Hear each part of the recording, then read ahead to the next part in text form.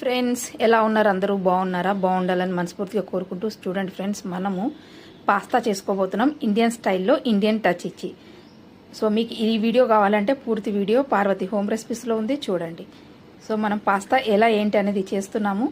So మన Indian స్టైల్లో చేసుకుంటున్నాం పాస్తా, ఎందుకంటే మేము సండే మార్నింగ్ చేసుకుంటున్నాము సో బ్రేక్ఫాస్ట్కి, అందుకని మనం సాసెస్ ఏమీ యాడ్ చేయట్లేదు ఫ్రెండ్స్. అండ్ ఇండియన్ స్టైల్లో చేసుకుంటున్నాం కాబట్టి ఒకవేళ మీరు ఈవినింగ్ మధ్యాహ్నం చేసుకుంటే సాసెస్ యాడ్ చేసుకోవచ్చు, అంతే.